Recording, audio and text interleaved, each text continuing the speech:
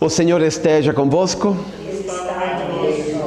Proclamação do Evangelho de Jesus Cristo segundo Mateus.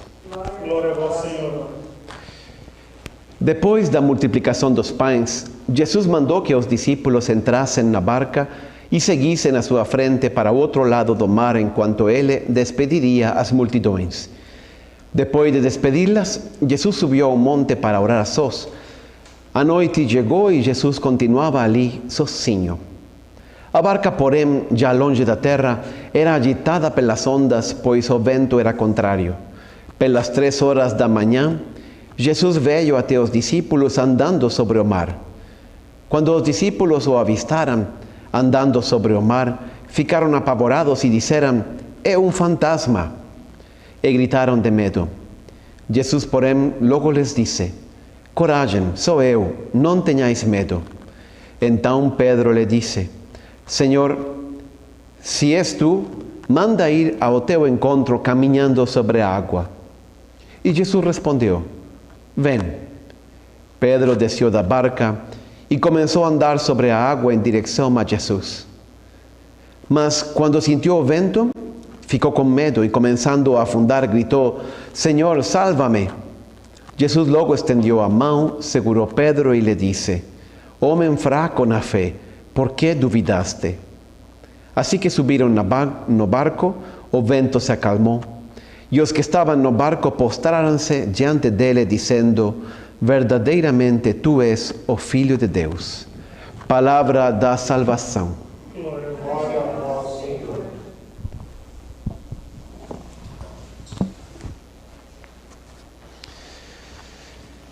Não apenas os ensinamentos, as palavras, as pregações de Jesus eram para nós aprender. Também a vida dele, também as circunstâncias da vida, também os exemplos que ele nos dá. Nós aprendemos de Jesus tanto de suas palavras quanto de sua própria vida. E hoje temos uma passagem no Evangelho que Jesus não fala grande coisa, mas nos dá uma grande lição de fé. A fé, às vezes nós pensamos que a fé é o assentimento de nossa mente a algo que não vemos.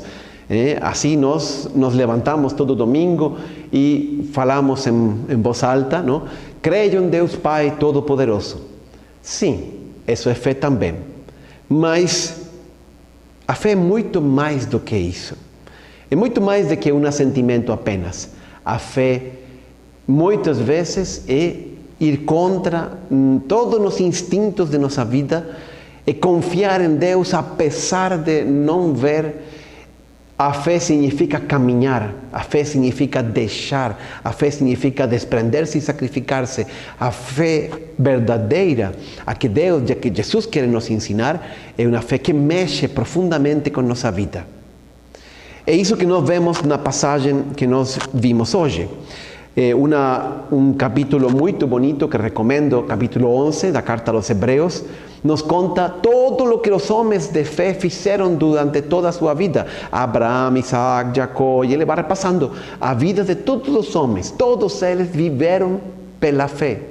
E termina com estas palavras: "Pela fé conquistaram reinos, praticaram a justiça, receberam o cumprimento das promessas, fecharam a boca dos leões, extinguiram a violência do fogo, foram libertos do fio da espada, da fraqueza tiraram força, tornaram-se poderosos nas batalhas e puseram em retirada exércitos estrangeiros." Realmente a fé, como digo, realiza milagres. Jesus falava que movia montanhas. Mas, insisto, não é uma fé apenas de intelecto, é uma fé do coração que toca e transforma e mexe profundamente com nossa vida. Então, vamos ver um pouquinho isso. No Evangelho de hoje, nós encontramos, eu diria, 3 momentos, e em cada um desses 3 momentos, 3 lições. Ou seja, 3 momentos e 3 lições. Então, vamos lá. Primeiro momento é quando diz o Evangelho: a barca era agitada pelas ondas. Deixa primeiro colocar o contexto. Jesus acaba de multiplicar os pães, assim começa o Evangelho. Ele não o diz, Mateus não diz, mas João diz que depois daquela multiplicação, a multidão queria tornar Jesus rei. Lógico, olha este Jesus, dá de comer a todo mundo, nem despenteou, meu Deus, e todo mundo comeu. Era o que precisávamos. E queriam nomear então Jesus rei. De novo, o Evangelho não fala, mas a gente pode intuir. Quando diz que Jesus pegou os apóstolos e los mandou rapidamente a sair em uma barca, ir embora, porque ele vai despedir as pessoas, o que estava acontecendo? Que se todo mundo queria fazer rei a Jesus, os apóstolos estavam eufóricos. Não, meu Deus, claro que ele vai ser rei, e eu vou ser seu ministro, não?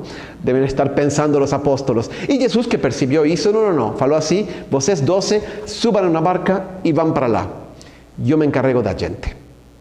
Então, os apóstolos deixam Jesus, ele despide as pessoas, ser rei não é a minha praia, deixa para lá, volte para cada um para sua casa, e ele se vai a um monte sozinho a orar. Mas Jesus não apenas queria evitar essa situação dos apóstolos, mas queria dar uma grande lição. Então, enquanto eles cruzavam o lago, que não é um lago grande, mas aí se levantou uma tempestade. Também Mateus não é muito explícito, mas Marcos e Lucas sim contam disso. Era uma tempestade. E eles, alguns deles eram pescadores, eram marinheiros, e estavam com medo de afundar, de que realmente não sobreviviriam. E se caíam ao mar, não tem como nadar não sei quantos quilômetros, e aliás, às 3 da manhã. Estava difícil a coisa. Então, eles começam a temer por sua própria vida. É impressionante como a vida está feita desses extremos. Primeiro, estão a ponto de tornar-se ministros do grande novo reino de Jesus e depois estão com medo de morrer afogados, não? A vida é assim. A vida está feita de muitos momentos, alguns são bons, outros são ruins. O importante é que em todos esses momentos, tanto nos bons como nos ruins, nós pensemos: onde está a minha segurança?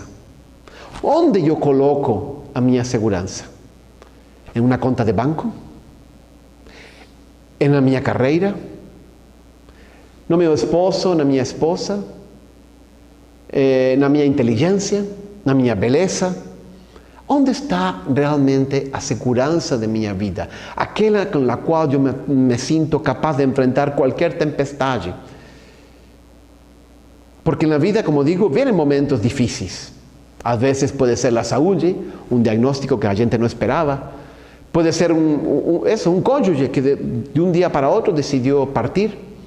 O trabalho, nos sentíamos tão bem, de pronto ficamos fora, a empresa falhou. Gente, acontecem tantas coisas. E são momentos na vida nos quais a gente acha que vai desistir, que vai jogar a toalha. Aí nós pensamos: onde está a minha segurança? Qual é o alicerce da minha vida? Como digo, muitas vezes colocamos no alicerce de nossa vida nessas coisas, nas coisas vãs del dinheiro, da carreira, da reputação, essas coisas, mas tudo isso podemos perder. Isso é o que eu diria são as nossas barcas. Os apóstolos estão em meio de uma tempestade. Qual era a segurança deles? A barca. E eles agarravam a essa barca porque era o único que tinham para sobreviver. Qual é a tua barca? Às vezes, a gente se aferra a barcas, inclusive, que estão mal, que a gente não deve se aferrar. Eu me lembro muito de uma senhora, uma vez visitei em umas missões, estávamos em um povoado muito pobre, e aí entrei à casa, vi uma senhora jovem, 20 e poucos anos, 2 crianças, o chão da casa era chão de terra, muito pobre, e aí, em um momento dado, conversando com ela, perguntei pelo marido.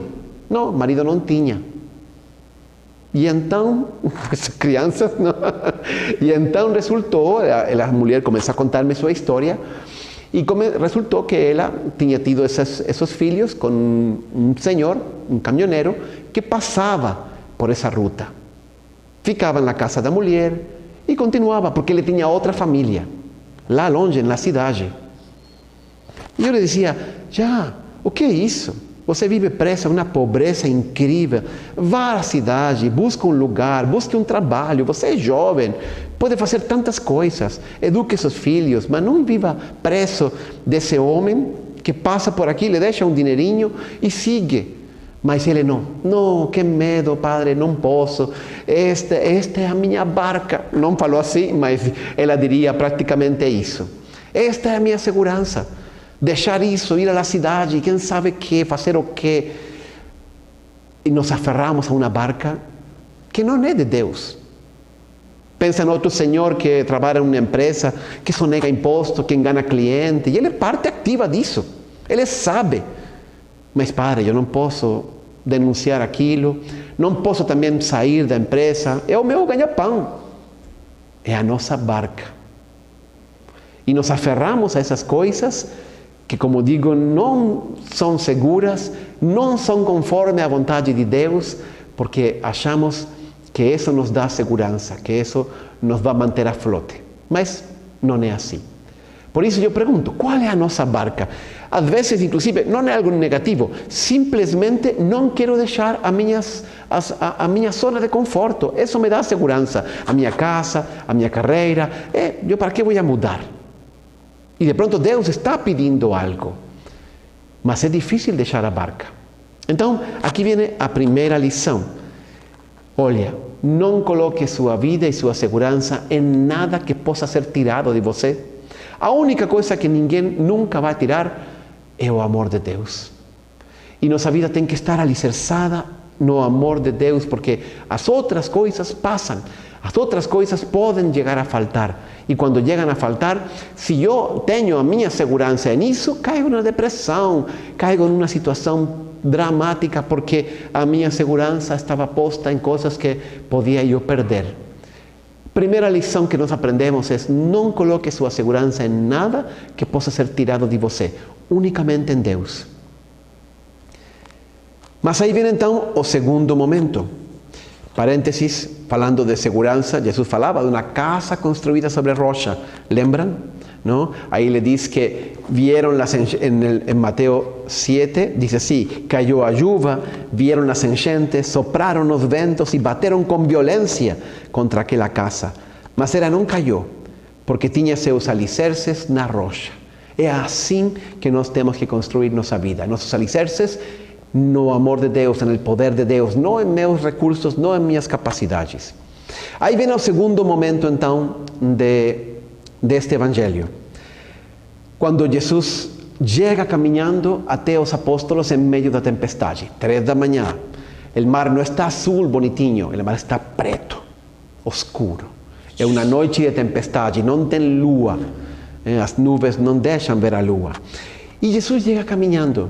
É incrível, o evangelho diz que os apóstolos ficaram apavorados e falaram: é um fantasma. Você pensou nisso? Os apóstolos acreditavam em fantasmas, mas era assim. Jesus tranquiliza eles e diz: tranquilos, sou eu, não tenhais medo. Então Pedro fala essa frase incrível: Senhor, se és tu, manda-me ir a ti caminhando sobre as águas. Como é que Pedro perguntou isso? Para entender isto, a gente tem que ir um pouco ao contexto cultural daquela época. Como funcionava o rabino? O rabino pregava por todos os povos, não? Por todos os povoados, e quando ele queria formar um sucessor, um discípulo, então ele via em alguma cidade por la qual passava, havia um jovem que tinha qualidades, que era inteligente, que tinha todas as características necessárias para chegar a ser um rabino. Então falava e dizia, o rabino dizia para o jovem: segue-me. E então esse discípulo, esse jovem, começava a seguir o rabino.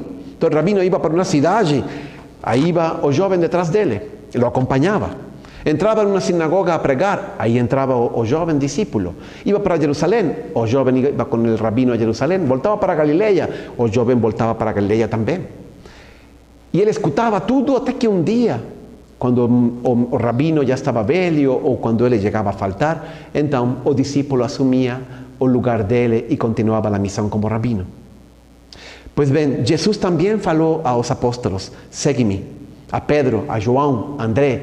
E eles, que nenhum rabino tinha olhado sequer para eles, de pronto se sintieron súper empolgados, porque não qualquer rabino, mas o rabino Jesus, el de Nazaré, aquele que faz milagres, me chamou a ser seu discípulo. Então, eu tenho que aprender as coisas que faz o meu mestre.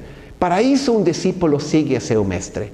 Então, quando Pedro, que tinha uma fé mais espontânea, mais simples, mais honesta, mais profunda, quando viu Jesus caminhar sobre a água, falou: Senhor, manda que eu vou para ti. Eu tenho que aprender como você a caminhar sobre a água. Os outros discípulos, eu acho que se olharam uns a outros. O que está falando? Estás louco? Como você vai descer da barca em meio de uma tempestade? Não? Mas assim era Pedro. Porém, o mais interessante não é isso. O mais interessante é a resposta de Jesus. Jesus simplesmente fala, ok, venha. Jesus falou uma vez que se nós tínhamos fé como um grão de mostarda, poderíamos dizer a este monte, vá daqui para lá, e ele obedecerá. Ou seja, podemos levantar montanhas com a fé. E olha que Jesus tinha fé muito mais do que um grão de mostarda. Então, ele podia ter feito assim. Ok, Pedro, não se mova. Levantar a Pedro e trazê-lo aí tipo Star Wars, não? Flutuando no ar até ele. Mas ele não fez isso. Jesus simplesmente responde, vem.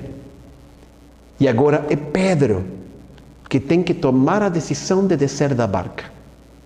Com todo o risco que isso significa.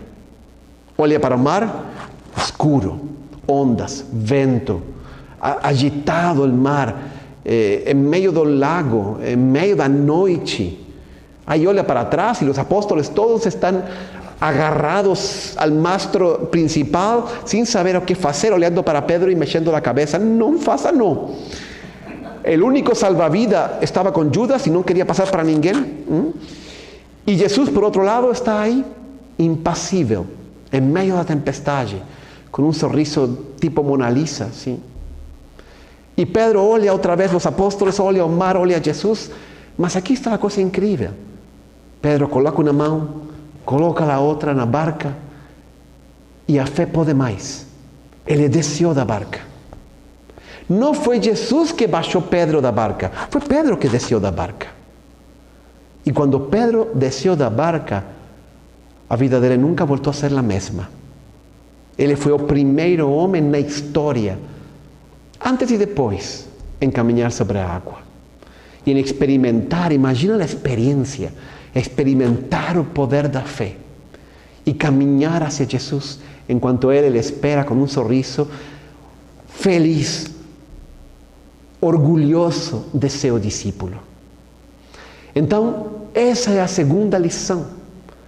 Se você chega a um momento na vida nos quais nós queremos jogar a toalha, em los quais nós pensamos que não vamos saber o que fazer, me sinto como em um beco sem saída, como aquela mulher que les contei, como aquele homem que trabalha na empresa, como, enfim, tantas oportunidades na vida em las quais não sabemos o que fazer. Então, qual é a lição? É esta. Se você quer caminhar sobre a água, você tem que descer da barca. É primeiro descer da barca e depois você caminha. Não é ao contrário. Somos nós que temos que mostrar que confiamos em Jesus. Somos nós que temos que mostrar que nossa fé toca nossa vida, que nossa fé é capaz de movimentar, de tirar-nos de nossa zona de conforto. E então de arriscar por Jesus. E então Ele faz um milagre. E você caminha sobre a água. Essa é a grande lição de nossa vida. E vou falar mais. Isso é o que nós temos que fazer. Porque Deus nos criou para um grande projeto. Ele tem um sonho para a nossa vida. Mas ele não se vai realizar se eu não arrisco por Deus. Se eu não deixo as minhas barcas e as minhas seguranças. E eu vou atrás, não do meu sonho, mas do sonho de Deus, que é muito melhor que o meu. Qual é o risco de não descer da barca? O que eu perco se não desço da barca? Eu perco a oportunidade de crescer. A oportunidade de crescer. Os outros apóstolos não experimentaram o que era caminhar sobre a água. Por quê? Porque não perguntaram. Eles ficaram amagados aí, agarrados à barca com todas as suas forças. Eles poderiam ter aprendido como Pedro, mas não. Eles não saíram. Crescimento é tudo. Quando um bebê nasce, estava esta semana com uma família, tem um bebê de 1 mês. Esse cresce e cresce e cresce. Se os bebês, então, estava com 1 quilo e algo, depois 2 quilos, não sei quanto, 2 quilos, depois para 3, nasceu um pouco prematuro, não? Mas começou a ganhar peso impressionante. Se esse bebê sigue crescendo a esse ritmo, a 4 anos, teria 200 quilos. Porque crescem muito ao princípio, não? Mas é a alegria de todo mundo. A família está feliz. Por quê? Porque o bebê está crescendo. Quando a empresa está crescendo e está tudo indo bem, a gente está toda empolgada. Estamos indo bem, estamos crescendo, estão contratando novas pessoas e tal. Quando a empresa não está crescendo, aí todo mundo está pulando fora. Crescimento é assim. Quando um matrimônio está crescendo, não? Quando um adolescente, o outro dia também estive com uma família, a filha consiguió la habilitación, ¿no? Ya sabe, ¿no? Llega a los 18 años y ya, por fin, y está todo el mundo feliz. Ella no fala, ¿por qué? Porque está pasando de etapa, está creciendo. Antes era un pedestre, ahora es un perigo público, ¿no? Perdón, es un motorista. Mas é assim mesmo, crescer é tudo. E quando eu não arrisco na fé, atrás dos sonhos de Deus, eu não cresço. Eu me estanco. E isso é um problema. Jesus contou uma vez uma parábola de um rei que tinha uma grande fortuna e distribuiu essa fortuna entre 3 servos. A um deu 5 talentos, a outro deu 2 talentos e a outro deu 1 talento. E aí foi embora. Depois de muito tempo volta e cobra resultados. A ver, o que vocês fizeram? Com 5 talentos produziu 5. El que tinha 2 produziu mais 2. E el que tinha 1. Muito interessante, ele fala assim: rei, eu não produzi nada porque tive medo. Tive medo. Então enterrei seu talento. Aqui está de volta. E que fala então esse rei para aquele servo? Muito duro. Ele fala assim: servo mau e negligente. Sabias que colho onde não plantei, junto onde não semeei? Então, por isso, ao menos devia ter investido meu talento com os banqueiros, para que quando eu retornasse, o recebesse de volta como mais os juros. Sendo assim, tirai dele o talento que lhe confiei e dai ao servo que agora está com 10 talentos. Pois ao quem tem, mais lhe será confiado e possuirá em abundância, mas a quem não tem, até o que tem lhe será tirado. Isso também é uma mensagem para nós. Deus nos deu, tudo o que nós temos foi dado por Deus. E Ele espera que você produza. Não podemos viver em nosso canto, em nossa segurança, em nossa zona de conforto. Temos que sair, temos que ir à frente. O que Deus está pedindo, esse é um outro capítulo, discernimento. Mas, se é por medo, nós seremos cobrados e seremos castigados, porque Deus quer que nosso crescimento e nos quer que nós realicemos todo o que Ele sonhou sempre para a nossa vida. Então, lição número 2, se quer caminhar sobre a água, tem que descer da barca. E o terceiro momento é quando Pedro vai caminhando na água e então, diz o Evangelho, sentiu a força do vento, ficou com medo e começou a afundar. O que aconteceu? Pedro começava a caminhar, se empolgou, estava feliz, olhava para Jesus, mas em algum momento entrou medo, entrou a dúvida. Estava olhando para Jesus e de pronto começou a olhar as ondas, o vento, a tempestade. E então começou a afundar. Isso também acontece conosco. Se nós olhamos para Jesus e confiamos nele, nós caminhamos sobre a água. Mas se você começa a enxergar os problemas, você começa a enxergar as dificuldades, esse diagnóstico é duro demais, esse trabalho não sei o que, este relacionamento não sei qual, e então tudo só vejo os problemas, olha, lógico, a gente começa a afundar. O que temos que fazer é manter nosso olhar fixo em Jesus. Essa é a terceira lição. Não tire seus olhos de Jesus, especialmente nos momentos de provação, nos momentos de dificuldade. Carta aos Hebreus diz assim: deixemos todo o embaraço e o pecado que tão de perto nos rodeia e corramos com paciência a carreira que nos está proposta, olhando fixos para Jesus, autor e consumador de nossa fé. Corramos a carreira que nos foi proposta, olhando fixo em Jesus. Ou seja, a vida passa rápido e eu olho em frente, fixo em Jesus e vou para lá. Essa é a única coisa que nos mantém a flote. E isso, com isso nós faremos milagres. A gente muitas vezes, quando tem que dar um passo difícil, um passo arriscado, tem medo. É aí, mais do que nunca, que a gente tem que olhar para Jesus e ir em frente. Senão, nossa vida fica estancada em la mediocridade, em nossos pequenos projetos e não em los sonhos e em los projetos de Deus. Então, queridos irmãos, hoje 3 lições. Primeiro, qual é a primeira lição? Já esqueci. A primeira lição é: Deus é o único alicerce que nunca ninguém vai tirar de nossa vida. Só o amor de Deus dura para sempre. A segunda grande lição: se você quer caminhar sobre a água, tem que descer da barca. E a terceira lição é: nunca deixe de olhar para Jesus.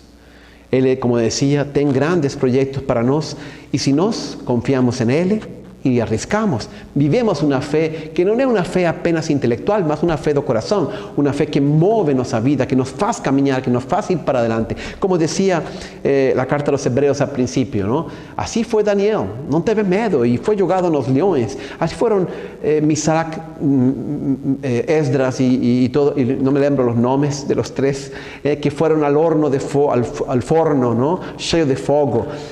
Confiaram em Deus e Deus fez milagres. Assim foi Moisés, assim foi Abraão, assim foi Jacó, assim foi Isaac, assim foram todos os personagens da Bíblia. Por quê? Porque eles confiaram em Deus. A sua vida e a sua própria história podem se tornar sagrada se você confia em Deus e deixa Ele actuar em sua vida. Que assim seja.